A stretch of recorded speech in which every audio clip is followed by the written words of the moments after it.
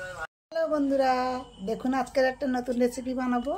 এখানে নিয়েছি বাঁধাকপি আর লঙ্কা আছে, পেঁয়াজ আছে, আর এই দেখুন মাংস, একদম সলিড মাংস কুচি কুচি করে নিয়েছি। সঙ্গে আছে রসুন টসুন ছাড়িয়ে নিয়েছি, মশলা দিয়ে একটু কষে নেব, দিয়ে বানাবো একটা রেসিপি। আর এই দেখুন এখানে সেদ্ধ করে নিয়েছি চাউমিন। দেখুন জল বসিয়ে দিয়ে জলে দিয়ে দিয়েছিলাম তেল আর দিয়ে দিয়েছি লবণ, দিয়ে চাউমিনটা আমি সেদ্ধ করে নিয়েছি, নিয়ে ঠান্ডা জলে ধুয়ে নিয়েছি। দেখুন সব মশলা দিয়ে মাংসটা আমি কষে নিচ্ছি ভালো করে। দেখুন মাংসটা কষে নামিয়ে নিয়েছি। এবারে আমি একটু ডিম ভেজে নিচ্ছি খালি লবণ দিয়ে।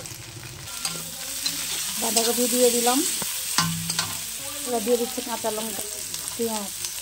দেখুন চাউমিনটা এবার আমি তেল লাগিয়ে নিয়েছি, একদম ঝরঝরে হয়ে গেছে। চাউমিনটা দিয়ে দিচ্ছি, এর মধ্যে দেবে একটু অল্প করে সয়া সস, দিয়ে দিচ্ছি ভিনেগার, দেখুন দিয়ে দিচ্ছি একটু আজিনামোটো। এবার দিয়ে দেবো ভেজে রাখা মাংস আর ডিম, দিয়ে দিচ্ছি চাট মশলা। দেখুন ঘরোয়া পদ্ধতিতে বানিয়ে ফেললাম চাউমিন।